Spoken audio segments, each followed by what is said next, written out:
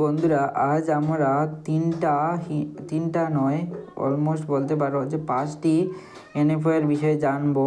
ঠিক আছে, তো সবার প্রথমে জেনে নিই 5টি না জেনে 4টি থাকবে বন্ধুরা। ঠিক আছে, যেমন আইসিআইসিআই প্রিডেন্সিয়ালের Nifty EV and new age automotive ETF fund ও ফান্ড ডাইরেক্ট গ্রোথ এই মিউচুয়াল ফান্ড স্কিমের বিষয়ে।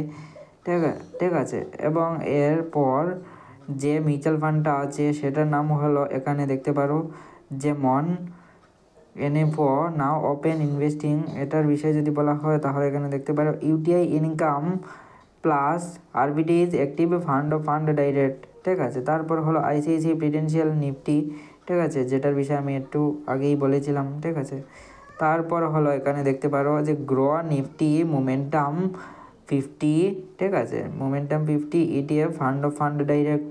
ঠিক আছে, যেটা 14 দিন বাকি আছে ক্লোজিংয়ের, এবং Kotak energy opportunity fund direct growth এটারও 14 দিন বাকি আছে ক্লোজিংয়ের। ঠিক আছে, সবার প্রথম যদি বলা হয় এটার চার্জের বিষয়ে, তাহলে এটার চার্জ রাখা হয়েছে 30 দিনের ভিতরে যদি আপনি রিডিম করেন তাহলে আপনাকে 1% চার্জ পে করতে হবে, এবং কোটাকের ক্ষেত্রে আপনার 10% রিডিম করলে কিছুই হবে না ক্যাপিটালের, কিন্তু 10% থেকে যদি আপনি ক্যাপিটালের বেশি রিডিম করেন তাহলে যে এক্সট্রা পার্সেন্টটা থাকবে সেটাতে আপনার 1% করে চার্জ পে করতে হবে 1 বছরের ভিতরে যদি আপনি রিডিম করেন।